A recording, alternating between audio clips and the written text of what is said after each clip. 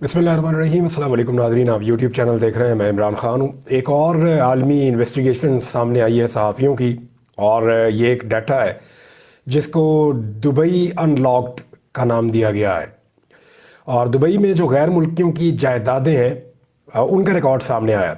मैं आपको यहाँ पे क्लियर कर दूँ, जो कंपनियों के नामों के ऊपर जायदादें हैं वो नहीं है इसमें। जो शख्सियात के नामों के ऊपर जायदादें हैं उनका जिक्र मौजूद है। अब ये जो जायदादें गैर मुल्कियों ने दुबई में हासिल कर रखी हैं, इनकी जो मालियत है वो 400 अरब अमरीकी डॉलर्स है। 400 अरब अमरीकी डॉलर की मालियत है।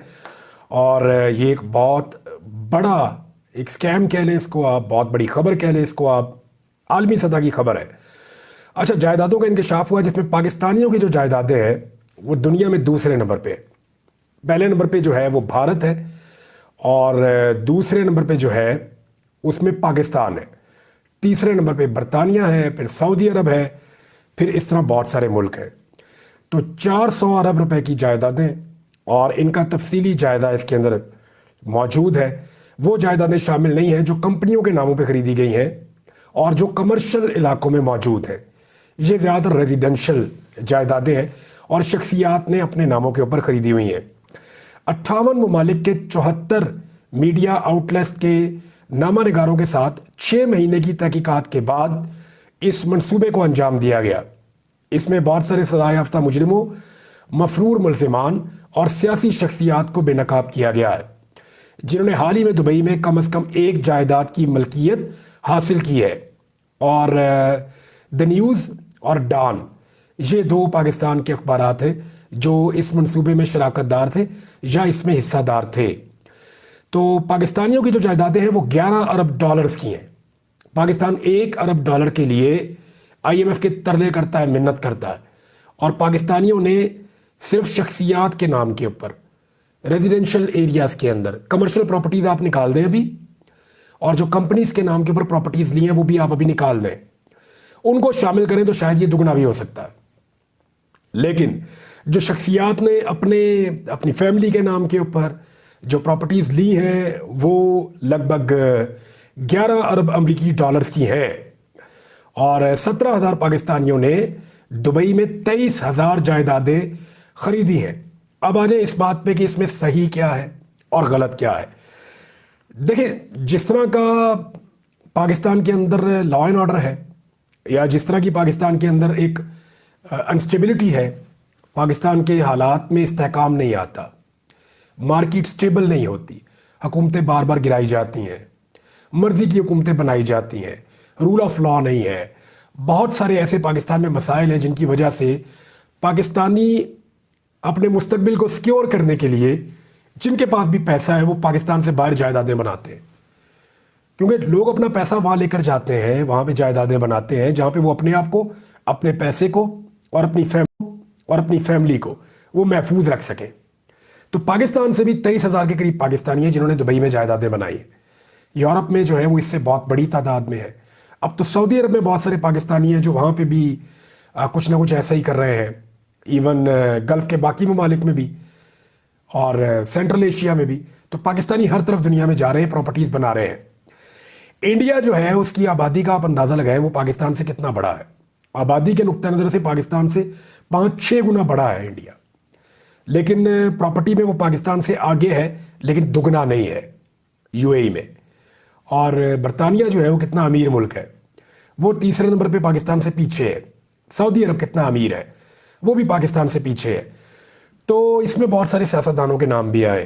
परवेज़ मुशर्रफ का नाम आया, शौकत अजीज़ का नाम आया, 1 दर्जन से ज़ायद रिटायर्ड जर्नैलों के नाम आए, पुलिस चीफ का नाम आया, कुछ सफ़ीर हैं, साइंसदान हैं, और कुछ और सियासतदान हैं जो इस वक्त फैसल वाडा हो गए।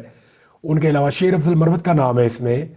इसके अंदर जो है वो नाम है, मोहसिन नकवी का नाम है, और बहुत सारे ऐसे लोगों के नाम है, शर्जील मेमन का नाम है।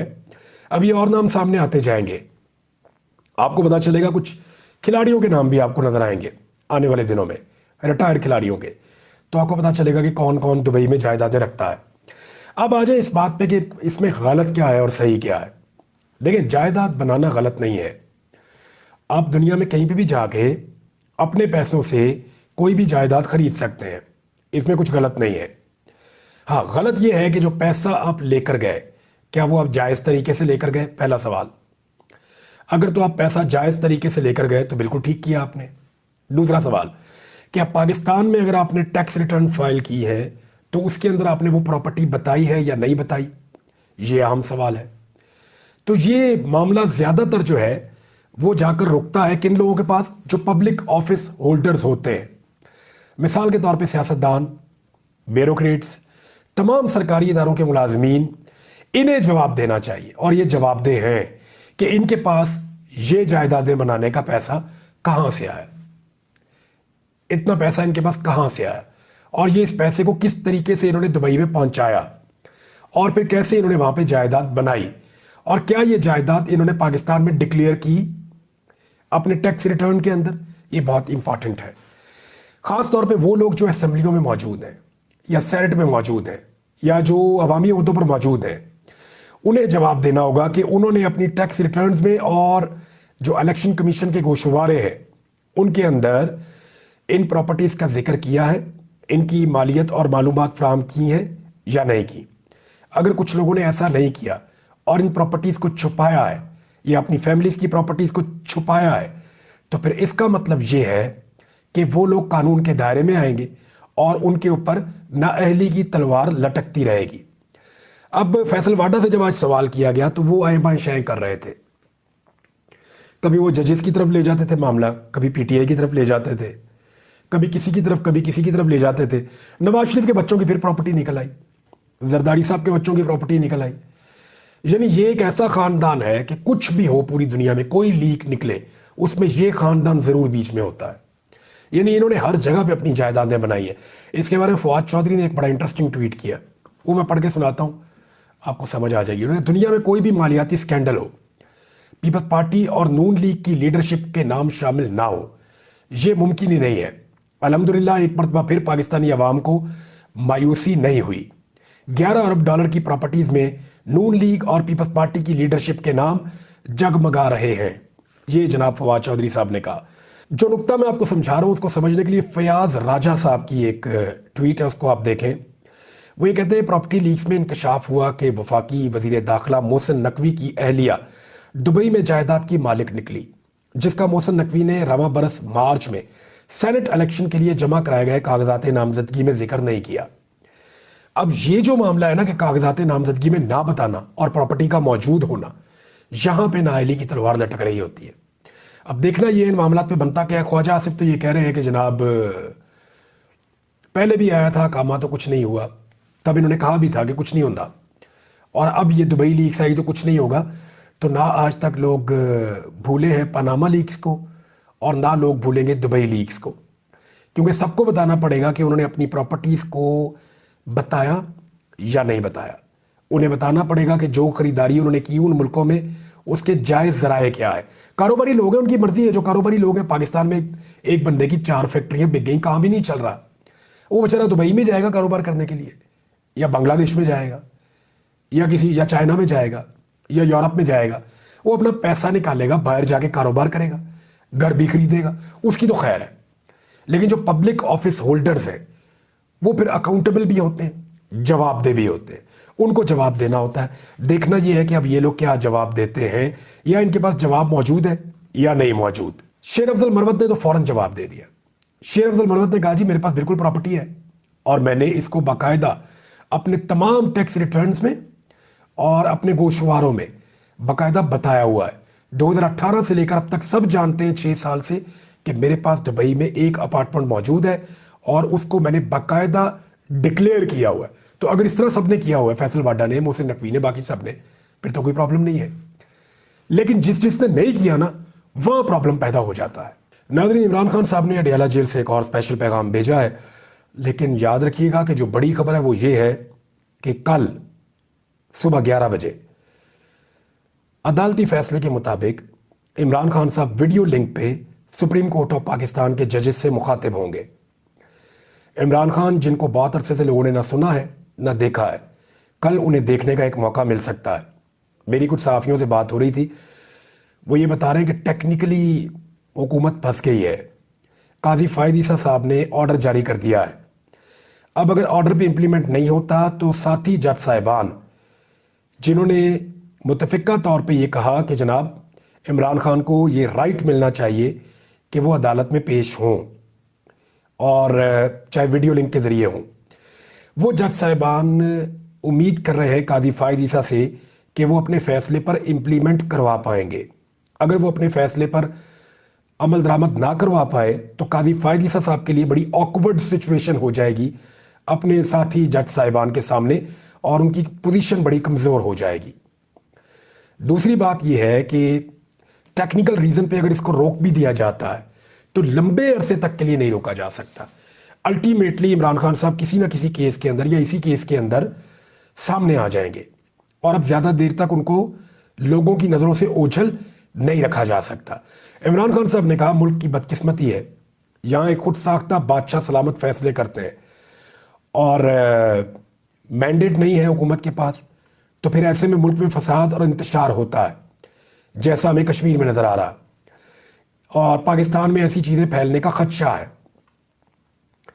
फॉर्म 47 वाली जाली हुकूमतें हैं और हुकूमत मुंतखब की होती है पब्लिक ने, जमहूरियत के अंदर तो ऐसा होता है, और हुकूमत के पीछे अवाम खड़ी होती है और अवाम अपनी मुंतखब हुकूमत को कदर की निगाह से देखते हैं। अगर कोई तनाज़ा खड़ा हो जाए तो बातचीत के जरिए उसका हल निकल आता है, मगर जाली हुकूमत जिसको मुसल्लत किया गया होता है, जैसा कि गिलगित बल्तिस्तान में, आज़ाद कश्मीर में, पंजाब में और पाकिस्तान में, उनका अवाम से कोई रिश्ता नहीं है। चुनाचा हर जानिब बेचैनी और मायूसी है। फॉर्म 47 ज़दा हुकूमतों के खिलाफ बजट के मौका पर और शदीद रद्द अमल आएगा, ये इमरान खान साहब ने कहा। बहुत सारी और चीज़ें भी उन्होंने बोली, लेकिन वो चीज़ें तकरीबन रिपीट हो रही हैं, कुछ बातें उन्होंने नई भी की हैं, मैं आपको बताऊंगा। लेकिन एक और बड़ा अहम फैसला इमरान खान साहब ने कहा और अपनी पार्टी के रहनुमाओं को हदायत की है फजलुर रहमान से मुताल्लिक। उन्होंने कहा कि जमीयत उलमा इस्लाम फजलुर रहमान साहब के खिलाफ बयानात से अभी रुक जाए और उनसे राब्ता तेज़ करने की हदायत की है। और इमरान खान साहब ने वज़ीर आला खैबर पख्तूनख्वा अली अमीन गंडापुर के मौलाना फजलुर रहमान से मुताल्लिक हालिया बयानात पर कहा कि फजलुर रहमान पर तनकीद से अभी बाज रहना चाहिए। मकसद एक है ना, फजलुर रहमान भी धांधली के खिलाफ रोला डाल रहे हैं, इमरान खान साहब भी धांधली के खिलाफ रोला डाल रहे हैं, लेकिन फजलुर रहमान पे आप ट्रस्ट नहीं कर सकते। मुझे ज़ाती तौर पे ऐसा लगता है, वो इसलिए कि फजलुर रहमान साहब ने धांधली से मिलने वाली मखसूस नशस्तों में से हिस्सा लिया था। अगर वो सच्ची नीयत के साथ फजलुर रहमान साहब इस धांधली के खिलाफ खड़े थे, इलेक्शन कमीशन के और निज़ाम के खिलाफ एहतजाज कर रहे थे, तो ये जो बंदर बांट थी ना मखसूस और अक़लियती नशस्तों की, ख़वातीन की मखसूस नशस्तें और अक़लियती नशस्तें, इनमें जो बंदर बांट थी ना, फजलुर रहमान साहब को उसका हिस्सा नहीं बनना चाहिए था, लेकिन वो इसका हिस्सा बने। और उन्होंने बताया कि एक्चुअली वो स्टेटस को के हामी हैं, उन्हें उनका ड्यू शेयर नहीं मिला। लेकिन इमरान खान एक पॉलिटिशियन है, तो उनको लगा इस वक्त फजलुर रहमान को छेड़ना पॉलिटिकली उनके लिए नुकसानदेह होगा और उनको ज़्यादा जमातों का एक इत्तेहाद कायम करना है ताकि वो अकेले ना रह जाए। पूरा निज़ाम कोशिश करता है इमरान खान अकेला हो, तो उनको अकेला करके मारने में आसानी रहती है, तो जब बाकी लोग साथ होंगे तो निज़ाम के लिए थोड़ा मुश्किल हो जाएगा। ख्वाजा आसिफ ने एक स्टेटमेंट दिया है, वो ये कह रहे हैं हम जनरल ज़िया के साथ थे, हमने फ्लोर पर माफ़ी मांगी है। मैं सिर्फ चंद मिसालें गिना देता हूँ। जनरल ज़िया-उल-हक जो है ना, वो शहीद हो गए थे त्यारे के हादसे में, और उनकी शहादत के बाद पाकिस्तान में 88 के इलेक्शन हुए थे, और जनरल ज़िया की शहादत के बाद उस वक्त के जर्नैलों के साथ मिलकर, एस्टेब्लिशमेंट के साथ मिलकर PMLN ने, ख्वाजा आसिफ ने, नवाज शरीफ ने, इन सब ने IGI बनाई थी, उसकी माफ़ी नहीं मांगी। यानी अगर जनरल ज़िया के साथ पे माफ़ी मांगी तो उसके बाद तो ठीक हो जाते ना। जनरल ज़िया-उल-हक का साथ देने पर फ्लोर पे माफ़ी तो मांग ली, लेकिन उसके बाद अपना तर्ज-ए-अमल बदला या नहीं बदला, एस्टेब्लिशमेंट की गोद में से उठे या नहीं उठे, ये देख लें आप। IGI जनरल ज़िया-उल-हक की शहादत के बाद बनाई, 2 मरतबा हुकूमत गिराई बेनज़ीर भुट्टो की एस्टेब्लिशमेंट के साथ मिलकर। जनरल ज़िया-उल-हक की शहादत के बाद 2008 से 2013 तक मोहरे बने रहे एस्टेब्लिशमेंट के। नवाज शरीफ साहब काला कोट पहनकर पीपल्स पार्टी की हुकूमत के खिलाफ अदालत चले गए मेमो गेट स्कैंडल में, बार बार मोहरा बने एस्टेब्लिशमेंट का। जनरल ज़िया-उल की शहादत के बाद परवेज मुशर्रफ के साथ डील कर ली, डील करके वापस आ गए, पहले डील करके बाहर चले गए, फिर डील करके वापस आ गए। जनरल ज़िया-उल-हक की शहादत के बाद 2022 में भी मोहरे बने और इमरान खान साहब की हुकूमत गिराई, ये सबको पता है। और अब तो अंदर के लोग बता रहे हैं, जो लोग शामिल थे इमरान खान की हुकूमत गिराने में, वो खुद बता रहे हैं कि जी हमें तो इस्तेमाल किया गया था जनरल फैद और जनरल बाजवा की तरफ से। ये वो लोग कह रहे हैं, अपने मुंह से कह रहे हैं कि हमें तो फौज ने इस्तेमाल किया था हुकूमत गिराने के लिए। और बाद वाले जर्नलों के नाम भी ले रहे हैं, फजलुर रहमान साहब तो 2022 में भी मोहरा बन गए। अगर आपने माफ़ी मांगनी थी तो काम भी तो छोड़ना था ना, या उसी काम पे लगे रहना था और माफ़ी भी मांग लेनी थी। और ख़ुद 2018 में ख्वाजा आसिफ ने उस वक्त के आर्मी चीफ जनरल बाजवा को टेलीफोन पे मिन्नत करके अपनी सीट जीती। और 2024 के इलेक्शन में वो कैसे जीते, पूरा सियालकोट जानता है ख्वाजा आसिफ कैसे जीते। तो ये बड़ा क्लियर है, माफ़ी ज़बानी कलामी मांगना, लेकिन उसके बावजूद एस्टेब्लिशमेंट की गोद में बैठे रहना और बार बार उनकी मदद से इक़्तिदार में आना और दूसरों की हुकूमत को गिराना। इसमें अगर इस मुल्क में सबसे बड़ा कोई गुनाहगार है ना, तो वो PMLN है। इनसे बड़ा मुजरिम कोई नहीं है जमहूरियत का इस मुल्क में। नाज़रीन, मोहसिन अख्तर कियानी साहब के एक रिमार्क्स है कल अदालत के अंदर, और ये बहुत अहम रिमार्क्स है और ये अदलिया के लिए बहुत बड़ा चैलेंज भी है, स्पेशली इस्लामाबाद हाई कोर्ट के लिए। Chief justice Islamabad high court को इसके ऊपर ज़रूर नोटिस लेके इस मामले को मंतकी अंजाम तक पहुंचाना चाहिए। उन्होंने कहा इस्लामाबाद से दरवाजे और चीज़ें तोड़कर एक आदमी यानी इमरान खान उसको उठा कर ले गए, फिर उस गिरफ्तारी को सुप्रीम कोर्ट ने गैर कानूनी करार दे दिया। जो कुछ इस हाई कोर्ट के अंदर हुआ, हम तो उसकी भी इंक्वायरी नहीं करवा सके। तो ये कमज़ोरी है ना अदलिया की।